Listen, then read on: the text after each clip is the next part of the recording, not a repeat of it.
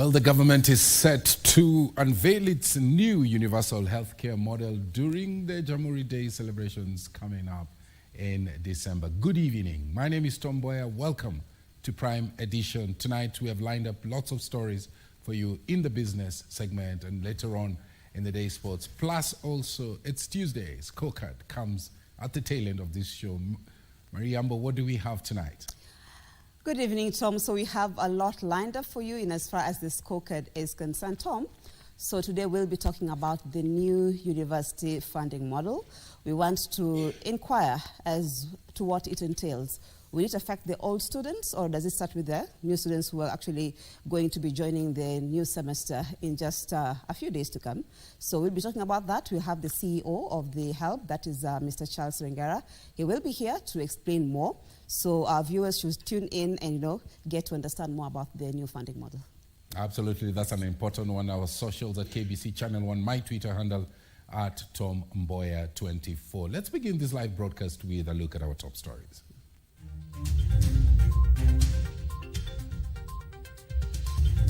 Good to go. Senate approves the formation of Dialogue Committee, paving way for the bipartisan talks.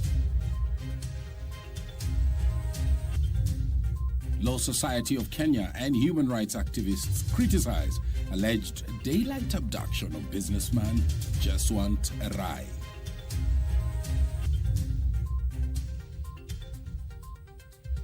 Plus, the DJ Evolve shooting case facing Embakasi East Member of Parliament Babu Owino ends in acquittal.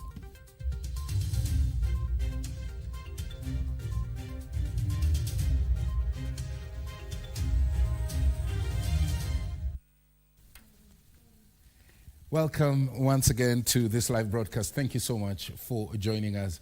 Let's begin with our lead story now. The government is set to unveil its new universal healthcare model during the Jamhuri Day celebrations in December.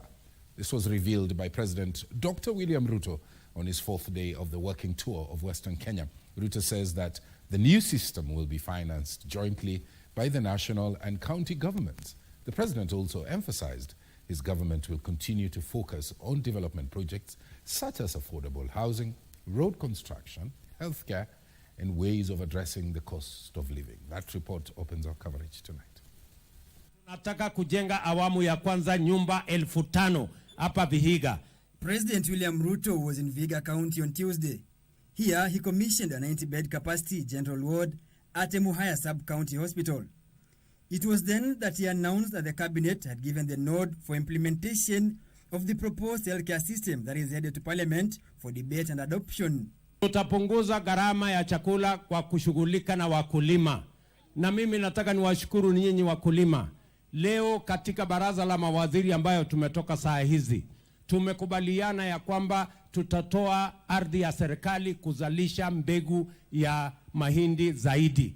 Kwa sababu wakulima wetu wamejitokeza kulima na sisi kama serikali tutawashika mkono. Under the proposed model, the national and county government will finance the operations, including employment of 1,000 community health promoters, as the government turns its emphasis from creative to preventive health strategies. Tena tuko na vijana wengi hapa, si ndio? Tumesema affordable housing, tunahitaji vijana watashirikiana na sisi. Tumesema mambo ya sokoni na county aggregation and industrial park, tunahitaji vijana watafanya kazi pale. Lakini vile vile tumekubaliana na huyo Mboko Milemba ya kwamba kila ward katika taifa letu la Kenya, zikiwemo wards ya hapa Mboya, kila ward tutakuwa na ICT hub. Mahali vijana hawa tutalete kompyuta 300-400. Vijana hawa tuwafundishe teknolojia na tuwapangie ajira. Ile kiwango inaitwa digital jobs. The health promoters will be provided with modern equipment for ease of operations.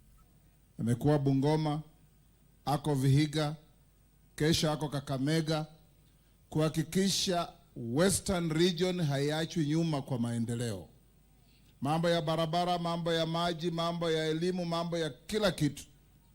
Ile tu tunawaomba wananchi ni tusimame pamoja kama kitu kimoja. Nataka niambie watu wa sehemu hii, President kupitia kwa kikao chake sasa Sangalo ni polytechnic ya kitaifa ambayo imeingia. Na kuna miradi nyingine ya maji, ya barabara ambazo amepitisha. Na yeye sasa anatuongoza. Na hapo ndio sisi tulikuwa tunataka tuwe kama watu wa eneo hii. President William Ruto also presided over the groundbreaking ceremony for the construction of affordable housing units in Vihiga town. On to that story now that people have been talking about for a long period of time now. Milimani Law Court has acquitted Embakasi East Member of Parliament Babu Owino in a case where he was charged for the shooting of Felix Orinda, popularly known as DJ Evolve. Senior Principal Magistrate Bernard Ochoi, while giving his judgment, said that the victim absolved the Member of Parliament from that fateful night shooting incident, saying that he could not ascertain whether the shot was from the MP's firearm, as the place was dark. It was a sigh of relief to the Embakasi East Member of Parliament Babu Owino after Milimani Law Court set him free in a case where he was charged in relation to the shooting of Felix Orinda, also known as DJ Evolve. On March 2023, during the hearing of the case at the same court, the Senior Principal Magistrate Bernard Ochoi said the legislature had a case to answer where he was charged with 2 counts, attempted murder and misuse of firearm. While acquitting him, Senior Principal Magistrate Bernard Ochoi said he had extensively analyzed the evidence brought before the court by the defense and prosecution and released Babu under Section 215 of the Constitution on grounds that the victim denied quarreling with the accused during the fateful night, and though he was shot, could not ascertain it was from which firearm as the place was dark. For the above stated reasons, the accused is found not guilty and is acquitted under Section 215 CPC. And in conclusion, the court notes that this is a case of great public interest that may have gone wrong during investigations. Perhaps the DCI should consider such cases being investigated in future by senior experienced officers, at least in the rank of inspector, police and above. So that is the judgment of the court. Your Honor, will also equally make a request that you make an order that the passport that was deposited that belongs to the accused person be released to him forthwith. It has really been hard for him to represent his people because sometimes it requires benchmarking. The elected legislator walked out of the court, held brief prayers, and said despite being acquitted of any wrongdoing, he will only consider himself victorious the time DJ Evolve, who is bedridden, will be able to stand and walk with him. I want to assure DJ Evolve and members of the public that I will walk by DJ Evolve's side. I will always be there for him. And in fact, I'm planning to take him to India for further treatment. The shooting incident occurred at a Nairobi nightclub in January the year 2020. Elsewhere, a Migori court has sentenced a police officer, Howard Omoha, aged 37, to 15 years in prison for defilement. The accused was found guilty of sexually assaulting a 16-year-old girl while he was stationed at the Rapogi police post in Uriri sub-county in the year 2001. He was given 14 days to appeal the judgment. Michael Mandiga for Prime Edition. The political woes pitting Kiambu Governor Kimani Wamatangi appeared to deepen Tuesday with a section of county assembly members threatening to impeach him. The county boss is facing accusations of misappropriation of funds, abuse of office, and high-handedness. And as John Jacob Curia reports, the county assembly members appear to have the backing of a majority of elected members of parliament in the county.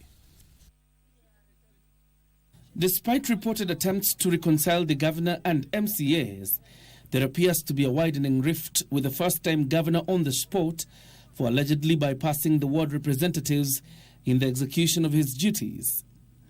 It is a state of affairs that appears to be headed to the county assembly, with a section of MCAs now threatening to impeach the governor amid accusations of misappropriating county funds through his chicks distribution and Uji feeding program.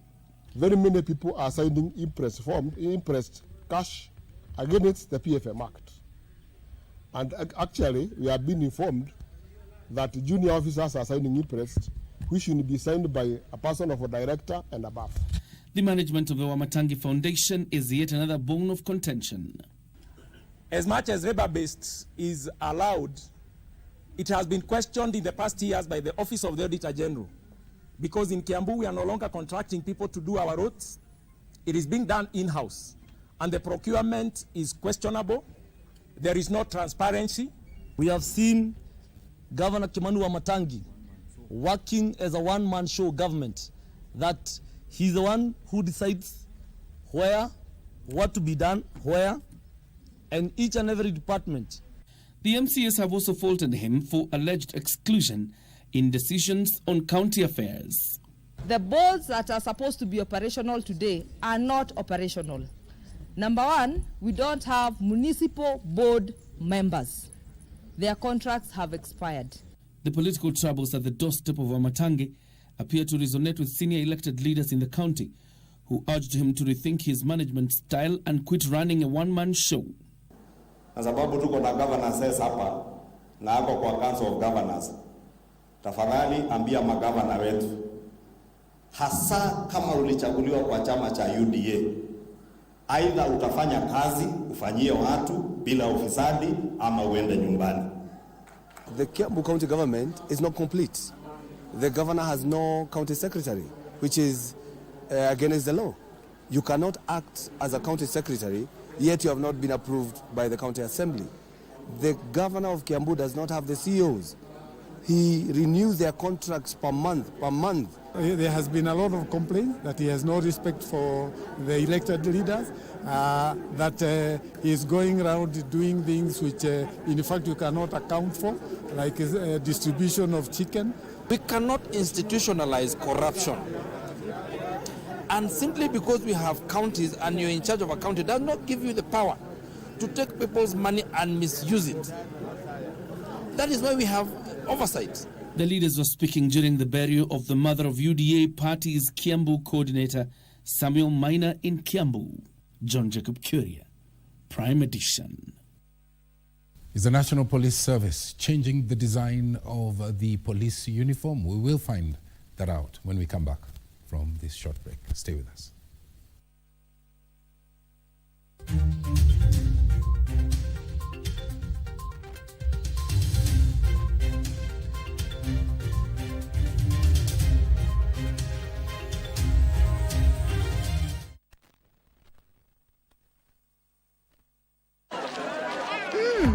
Colgate Herbal is formulated from a unique blend of natural herbs and is scientifically proven to strengthen teeth and keep gums healthy. Try Colgate Herbal, scientifically proven for strong teeth and healthy gums. The 9th World Cooperation Industries Expo will be held in Istanbul, Turkey from the 17th to the 21st of September 2023. Join this exciting exhibition to grow your business, trade and network with various businesses all over the world. To register, call or WhatsApp this number. The inaugural Africa Climate Summit hosted by the African Union and the Government of Kenya will be held at KICC in Nairobi. The summit will bring together leaders from Africa and beyond to address the growing challenge of climate change and explore opportunities presented by collective climate action globally and in Africa. The summit will take place from the 4th to 6th of September at KICC and will be presided over by His Excellency the President Dr. William Ruto. This event will be live on KBC Channel 1. If you see her come back again, you'd better let me know. Yes, madam. I've found the man of my dreams and I'm not letting him get away. I'm going to stay in San Juan del Valle until the day I get married because I'm going to marry him. Calm down. You cannot go back to prison. Don't fall into his trap. Consider this a declaration of war. So better be careful. Or could it be he just wants to keep it all a secret? It's his life, right? Let's drop it. Quiero enterarme que me hace.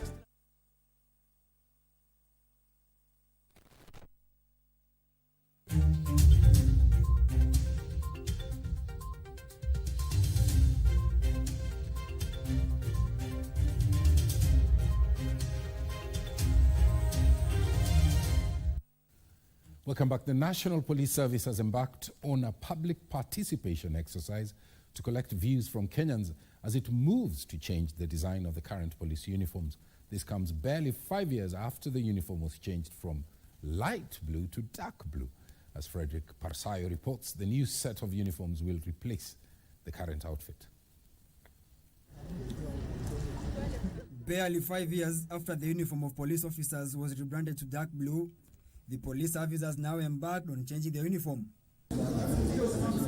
Speaking during a public engagement session in Nairobi, National Police Service Logistics Director Peter Ndongu says the change is in line with President William Ruto's pledge to relook at their uniforms. His Excellency the President and the Commander-in-Chief of the Defense Forces in Kenya promised upon taking over the office, one of his promises to the police was to refill the police uniform, GD, Kenya Police Service uniform. And this journey started at that time. We met here because we are now doing public participation for both our uniformed officers and any other members of the public. The committee is expected to tour different regions to gather views. Those who wish to come, they are free to come. And you're also arranging with the regional commanders, that is those who are the head of security regions, to invite as many as members of the public as possible, because we also want to hear their views. It will then present its findings before 7th of September to the Police Reforms Committee, which is being chaired by the immediate former Chief Justice David Maraga. We are going to visit all the regions in the country. Those are the former provinces, and we are going to hear the views. All the views we shall consolidate and present that committee to the appointing authority, who is the IG. Parsai Frederick reporting for Prime Edition.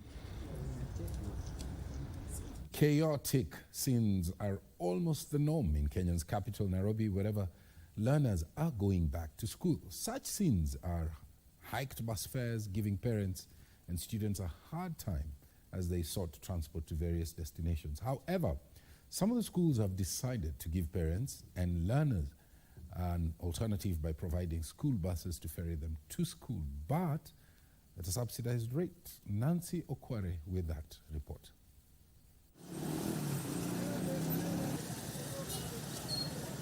Such were the scenes at various bus termini in Nairobi City Day 2 as schools reopened for the third term. The hustle and bustle in Kenya's capital quite evident as learners destined for various destinations try to catch the available public service vehicles. Apart from dealing with congestion, parents are often forced to pay hiked fares amid the tough economic times. However, things are different at the Green Park bus terminus. Some schools have their buses stationed here and learners stream in accompanied by their parents to be transported back to school. It is a move that has been hailed as safe, as parents are assured their children are in good hands. Sometimes in those vehicles they are usually exposed to items like drugs, of course from the public or non-students, and also in those vehicles we've had cases of them taking alcohol in the public vehicles and misbehaving. Sometimes they drop the students not at their respective destination. We decided that using the school vehicle, we will be able to man them and to monitor them, to protect them from all these things. Nikimleta kwa hii basi najuanga ko safe. Hakuna mahali pa kuzunguka ama nini. Anatoka hapa anaenda shule direct, na akirudi shule tena akiletwa tunamchukua hapa. Ndio maana nafurahia hii maneno ya kuleta gari inakuja mpaka hapa na alafu wanaenda nao mpaka shule. The mode is also said to be pocket friendly. Using the school bus, we charge them the normal fare, but the public vehicles are usually charging them maybe double or triple the price, which is a burden to the parents. Back to the Central Business District, officials from the National Transport and Safety Authority, in collaboration with the National Police Service, are on a sensitization campaign on road safety. The campaign, dubbed Dere Smart, seeks to instill a sense of personal responsibility among drivers and passengers and will run for 8 months. There's a lot of activities now on our roads, a lot of travel. We are here to send out this message that when we are on that road, tukue dere smart, tuendeshe hayo magari kwa mwendo taratibu, tufikishe hawa watoto wetu shuleni salama salmini. Endesha hayo magari taratibu. Hata ukienda trip 1, 2, 3, you still make your money, but make it safely. As learners return to school for the final term of 2023, parents and teachers from various learning institutions across the country have put in place measures to ensure the safety of the learners. Nancy Okware, reporting for Prime Edition, Nairobi. 2 civilians have been arrested in the ongoing nationwide Kenya Defence Forces recruitment exercise over bribery in Malindi, Kilifi County. The 2, Salim Mohammed Shekwe and Frederick Hamisi Mboya, were arrested by Ethics and Anti-Corruption Commission after they solicited 250,000 shillings from a job seeker, pretending that they could facilitate his admission in the Kenya Defence Forces. Elsewhere, the recruitment exercise entered day 2, with the government insisting that the process is free, fair, and devoid of corruption. And as Timothy Kipnusu reports, many job seekers failed to pass the test. Why? Lack of the required educational qualifications. It was the Waterloo station for Salim Mohammed Shekwe and Frederick Hamisi Mboya after they were nabbed by the Ethics and Anti-Corruption Commission in Malindi, Kilifi County, for soliciting 250 shillings from a job seeker in the ongoing Kenya Defence Forces nationwide recruitment exercise. EACC says the 2 claimed they are in position to secure a slot at KDF. The claimant, however, reported the matter to EACC, who pounced on the 2. They are currently detained at the Malindi police station.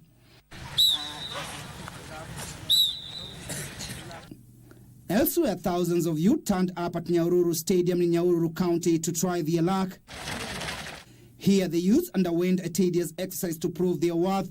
The turnout has been great, and the process has been smooth.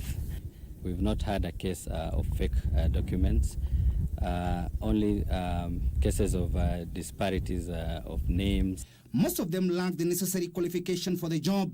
Nimekuja na nimeona recruitment iko sawa, but kumekuwa tu na challenges kidogo. Nilikuwa hapa Nyahururu kufanya recruitment ya jeshi, lakini kwa bahati mbaya ama bahati mzuri sikufaulu. Wakati nilifika hapo wakaniambia ati weight yangu ni kidogo, nilikuwa na weight ya 54.1, wakasema ati weight haifiki. In Garissa County, hundreds of youth turned up for the exercise at the Garissa Primary School, with only 5 girls showing interest to join the forces.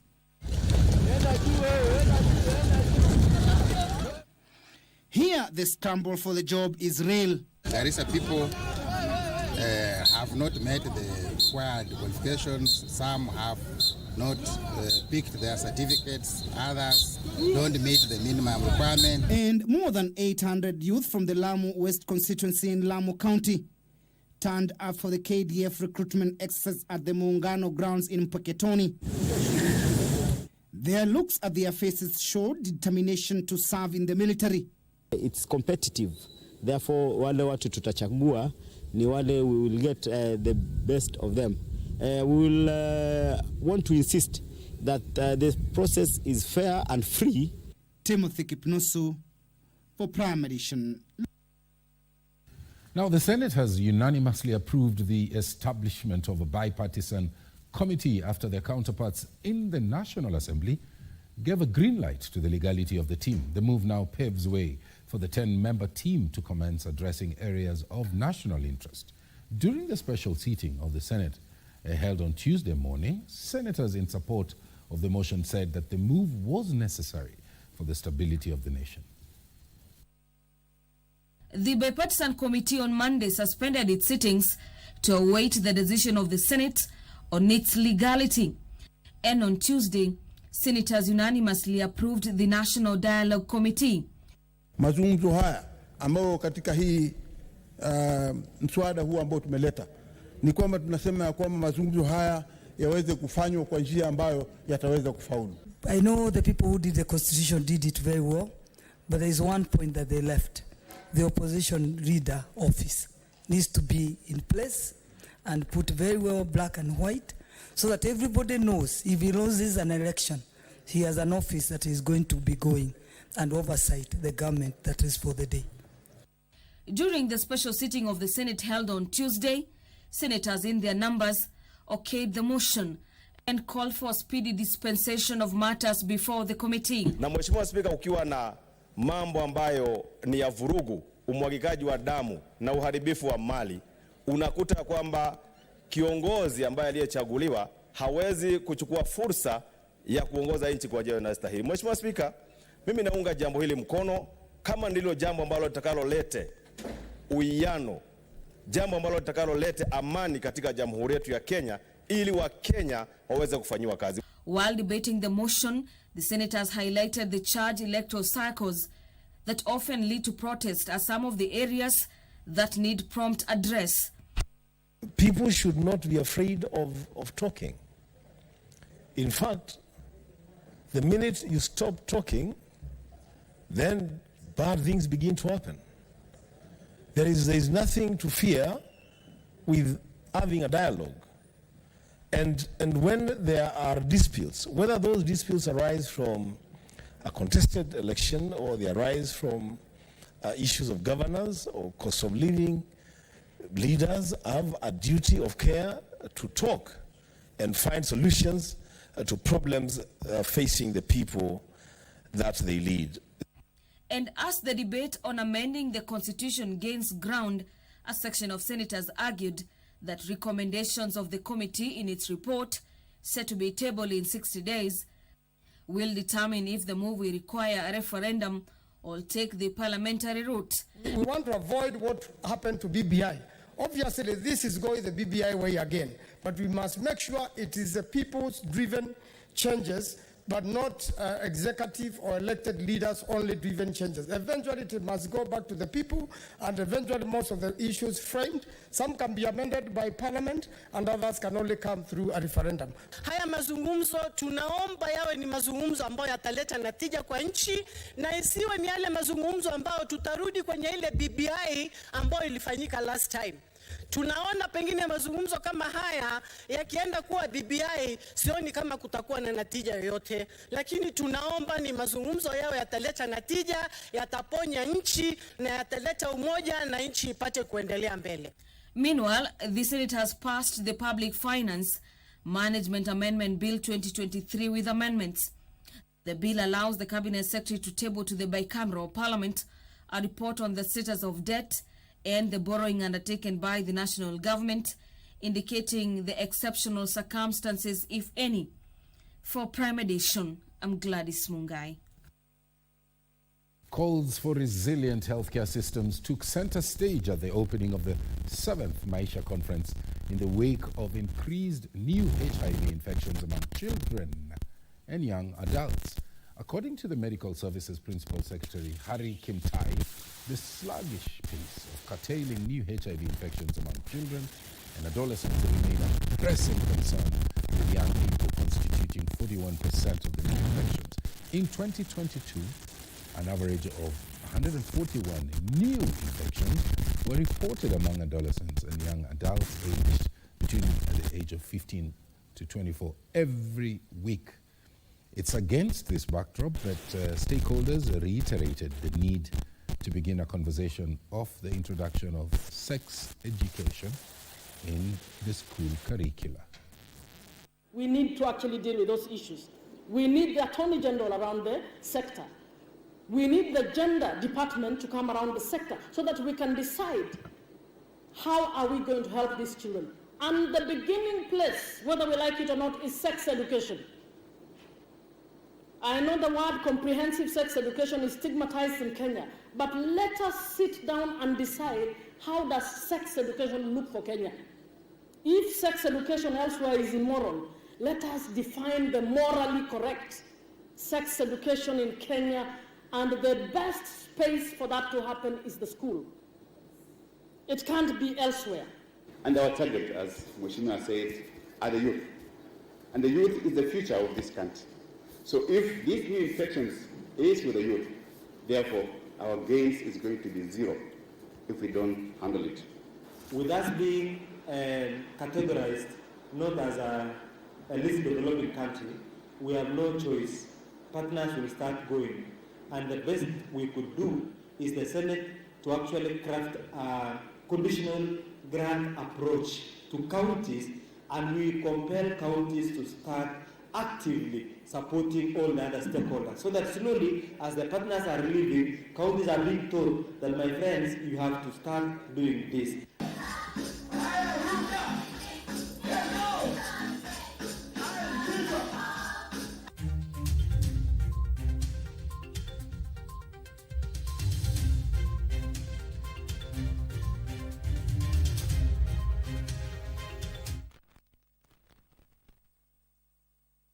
Usiwe mtazamaji pekee, shiriki kwenye Lucky Game na pia wewe unaweza jishindia kama Sheila. Nimeshinda TV 55 inch. Nimeshinda na imefika *570#.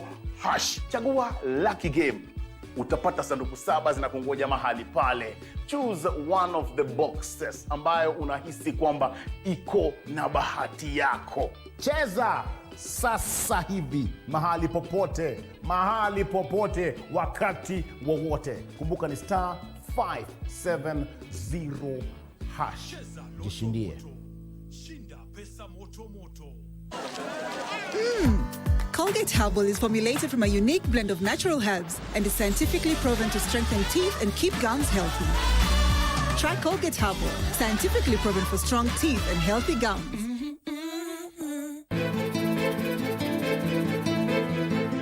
Kipenzi, msafi kwenye paji la uso, lakini roho nyeusi tititi. Kama roho yangu ni nyeusi, wajua haishindi yako. Hannah has been asking about you. Na wewe wamjua Kate vile alivyo, akishika lake hivi aache nyuma. Oh, na wewe wangangania nini kwa Laban na hakupendi?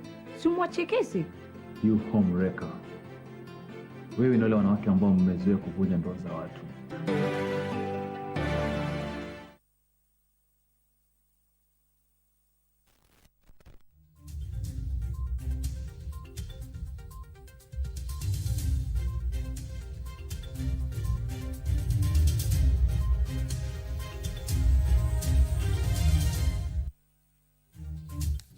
There you are. Now, the Law Society of Kenya and human rights groups have raised their concerns over the alleged recent abduction and subsequent release of businessman Jaswant Singh Rai by unknown people. And as Abdi Aziz Hashim reports, a section of Azimio leaders have called for a speedy investigation into the matter. The Law Society of Kenya, Amnesty International Kenya, Kenya Human Rights Commission, and Haki Africa have waded into the recent abduction and release of Jaswant Singh Rai, one of the parties involved in court dispute over Mumias Sugar Company. The matter of the abduction of Mr. Rai was reported to the police, and that there might be investigations into that incident. Is that the investments that are made by private sector interests, that they will be protected, and that there is a rule of law, and that everybody has their opportunity to go to a court in the case of a dispute. The police are investigating the matter, which saw the businessman kidnapped by armed men in broad daylight at the intersection of Wood Avenue and Lenana Road. The civil society concerned with the incident maintained that this development does not augur well with the country enjoying democracy. And we are also seeing a return of extrajudicial methods, specifically on the issue of River Yala. Yes, the numbers have declined. We are not seeing 10, 20 bodies being retrieved from the river, but it is not completely off.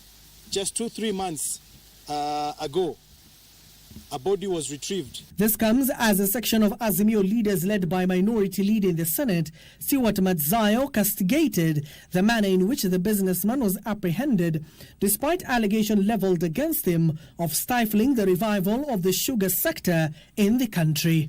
Mr. Jaswant Rai is a human being whose life deserves to be protected at all costs, just like any other person living in Kenya. This comes as the Law Society of Kenya and the human rights groups have urged the National Police Service to be guided by the law and not be swayed by politicians in the country. Abdiaziz Hashim for Prime Edition.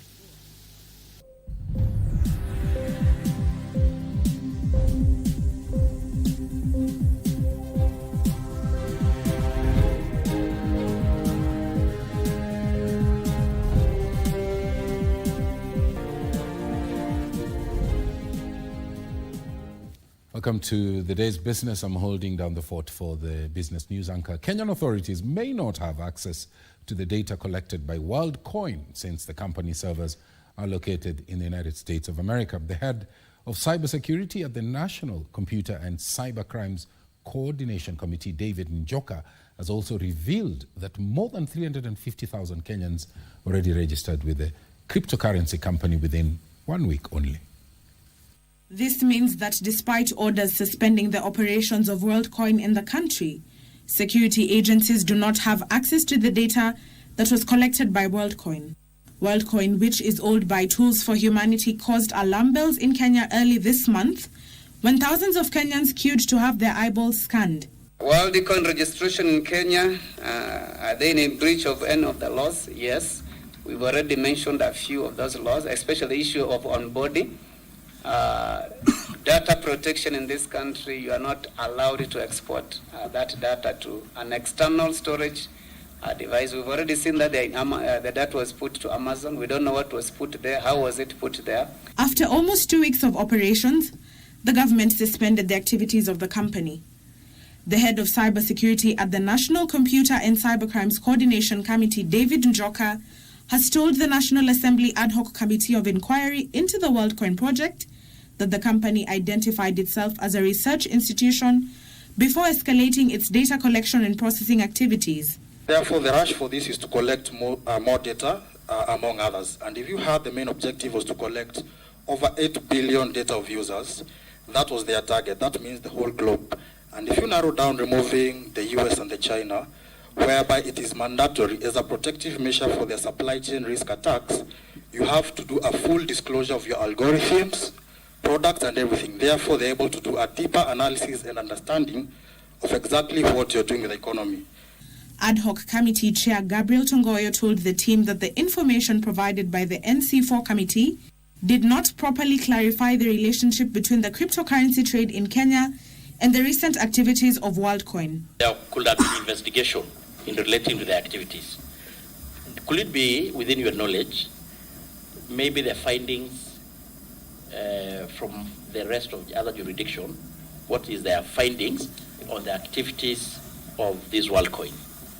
Njoka told the committee that despite assurances by senior government officials that WorldCoin servers are in Kenya, it has been established that all the data owned by the company is stored in Amazon servers in the United States of America.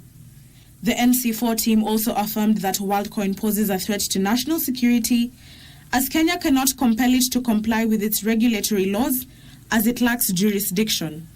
Truth for humanity or scam? These are some of the questions etched in the minds of legislators as they probe the operations of WorldCoin in the country. Reporting for Prime Edition, my name is Nduta Mokami. Absa Bank Kenya PLC has posted a 32% increase in net earnings for the first half of the year. Non-performing loans, however, shot up to 9.8 billion shillings. The lender's managing director, Abdi Mohammed, has attributed the performance to, among other things, strong business growth and contribution from new business, including bank assurance and Timiza. In the first half of the year, Absa Bank accelerated the execution of its new strategy that saw its loan book increase by 22% to 318 billion shillings, targeting the retail sector, including small and medium enterprises. Yes, we'll adjust our risk appetite as we go because there are risks, but SME is more than lending. There's transactional opportunity. And so for us, we see a real growth opportunity here. Non-performing loans grew to 9.8 billion shillings. It's 22% growth in loans and advances, and I must say double-digit growth rates for all the businesses. Absa Bank MD Abdi Mohammed said the extension of its loan book is a lender's commitment to helping customers achieve their growth ambitions in an unpredictable business environment. We are also seeing the contribution from new business lines such as bank assurance, such as Timiza, the micro-lending product, and a few other areas growing much faster than the rest of the bank and delivering, very strongly in that sense. During the period in review, non-funded income increased by 26% to 8.1 billion, while revenue increased by 31% to 27.4 billion, boosted by a 33% rise in net interest income to 19.2 billion. The period under review also saw the bank incur an increase in operational costs of 15% to 10.1 billion from 8.3 billion, partly due to its launch of new propositions such as MobiTap and Absa Buy Now Pay Later. Staff costs picking up by 16% year on year. And this ties to the fact that we are investing on our people. The bank is counting on investment in digitization and agency banking to boost performance.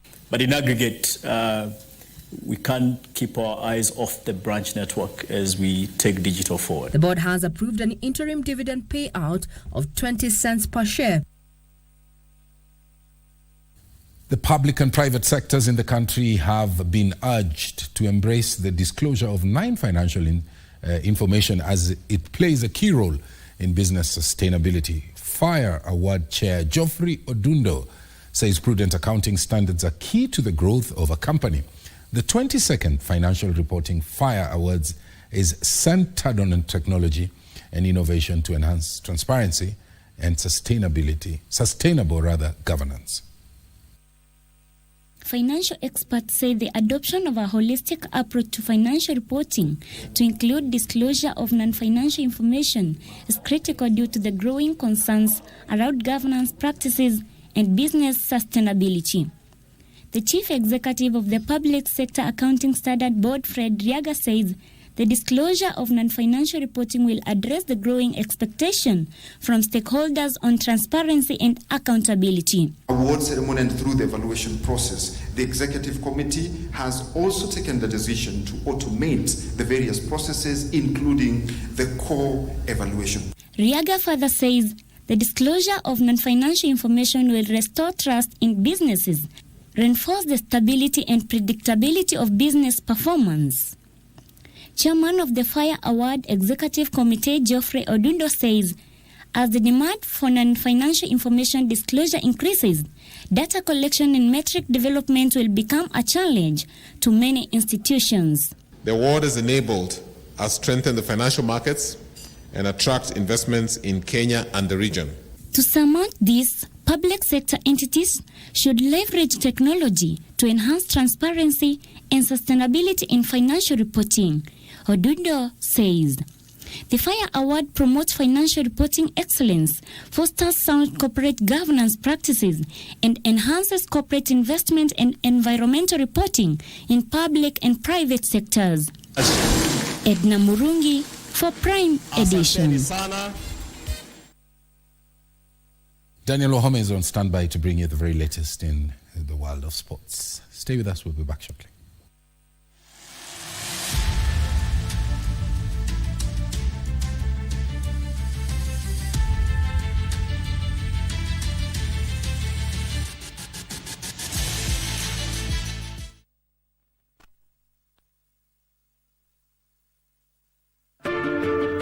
The inaugural Africa Climate Summit hosted by the African Union and the Government of Kenya will be held at KICC in Nairobi.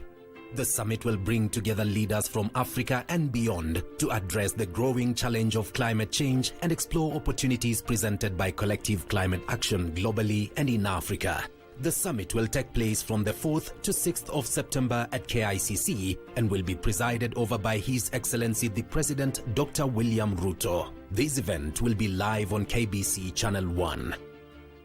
Vijana chapakazi wenye nguvu za ziada. My youth, uko na talent ya kusing, spoken word, kucompose jingles ama any other unexploited artistic talent. gava through Ministry of Information, Communication and the Digital Economy na KBC sasa wamekama up na project ya kupromote usanii called Studio Mashinani. Hizi ni studios ziko grassroots and they are fitted with high quality state-of-the-art equipment where you can produce quality audio and video music content for free. What's more, wanaoffer mentorship na talanta yako itakuwa promoted on KBC Channel 1 TV, Y254 na radio stations za KBC. Tembelea Studio Mashinani huko Comarox, Langata, Sauti House Mombasa, Kirwara huko Gatanga, Kitui next to Manyanyoni Chiefs Camp na Kisumu City wako hapo KBC Station.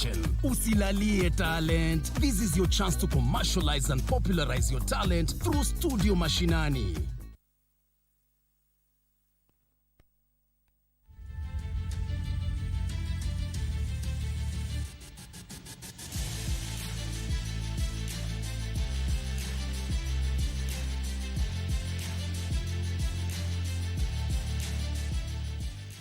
A very good evening to you. My name is Daniel Wahome and welcome to Prime Edition Sport. Now, newly crowned double world champion Faith Kipyegon has hinted at moving to the marathon following her triumph over the 5,000 meters and the 1,500 meters as Team Kenya finished fifth at the recently concluded World Athletics Championships in Budapest, Hungary. The Kenyan team of more than 30 athletes jetted back last evening with the second batch jetting in now. Faith Kipyegon added a world title to the record she set in the 5,000 meters and now targets at progressing to long-distance running. They will see me in marathon in future. Graduate slowly by slowly and just being consistent to what I do and just keep going. The 29-year-old expressed her elation of winning 2 gold medals in Budapest. I thank God to have double both 15 and 5 and bring back home the gold medal. I'm so excited and happy, and I want to thank the government of Kenya and my team, the Team Kenya, who were together. We were together in Budapest. We did our best, and I'm so grateful.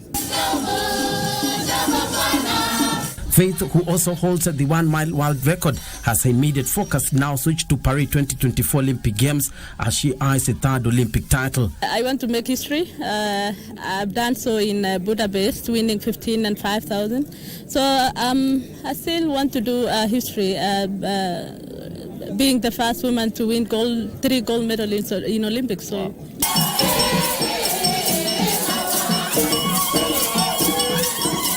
Kipyegon's compatriot and fellow gold medalist in Budapest, 800 meters world title winner Mary Mora, is also now targeting an Olympic title in Paris next year.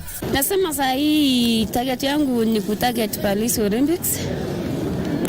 Ikifika, Mungu atapanga, maybe akipanga turudishe tena medali huku Kenya, takuwa tunashukuru sana.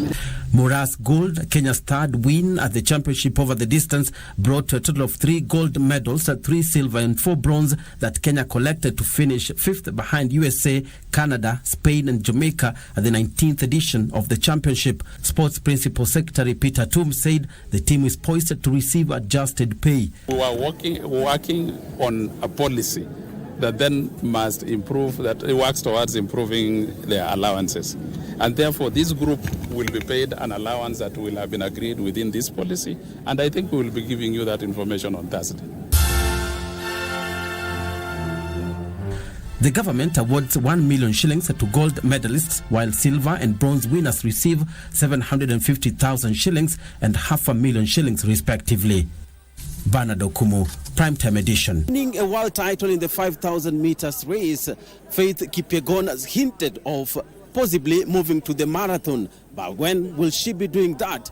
Reporting for Channel 1 Sports, I'm Bernard Okumu. Thank you, Bernard Okumu, for that report. Now, leaders Kabras Sugar have been pulled in Group C of the T-SUP 7th leg of the National Rugby 7th Circuit, set for Eldoret on the 2nd and 3rd of September. Kabras, who are leading arch rivals KCB by just 2 points in the standings, will play Kenya Harlequin, Daystar Falcons and Kisumu in Pool C of the 2-day tournament.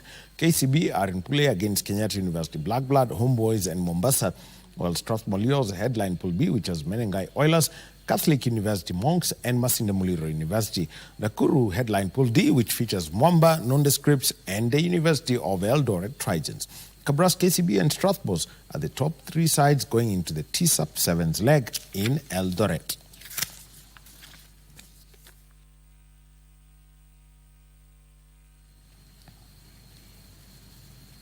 And Dunga FC defeated Tulivu FC by 3-0 in a football-friendly match organized to sensitize youth in Meru County on the dangers of drug abuse. The friendly match, courtesy of Keremi and Goodwill Foundations, was controlled and won by Dunga, who are promoted to the Division 2 League from the Regional League following an unbeaten season. After the match, the organizers said they want to be part of change in the region by educating the youth on the values of sport. There was also a free medical camp where participants and members of the public were given free medical checkups.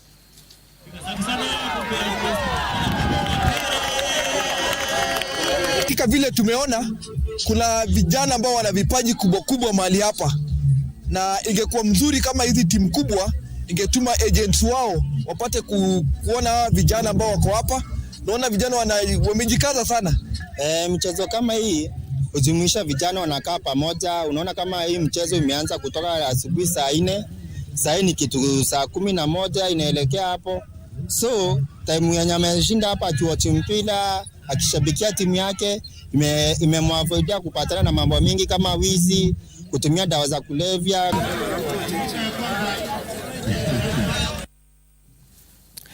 And onto the fairways, where Dan Mugambi emerged the overall winner of the first leg of the 2023 Old Mutual Golf Circuit held at the Nyali Golf Club in Mombasa.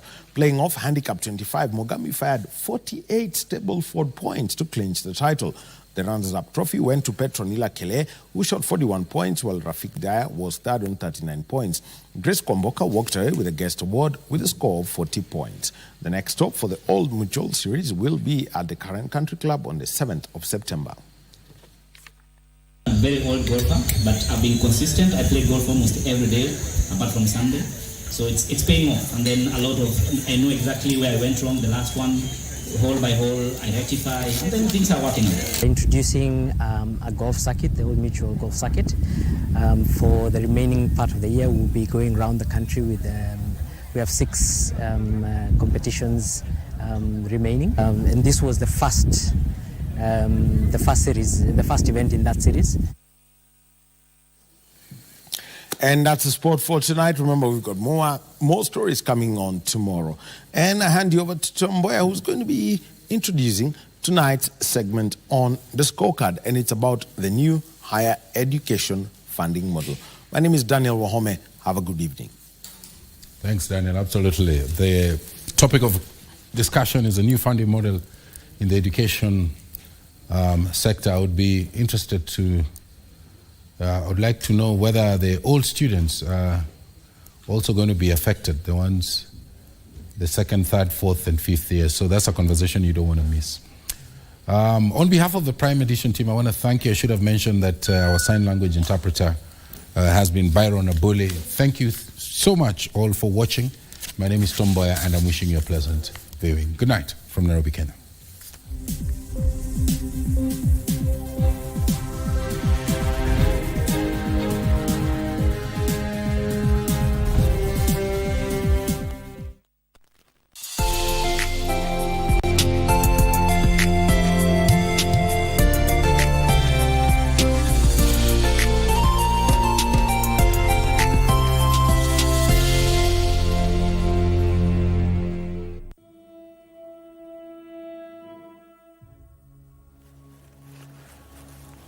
I welcome you to Nairobi, Kenya's capital, with the distinction of being the only city with a national wildlife park on one side and a closed canopy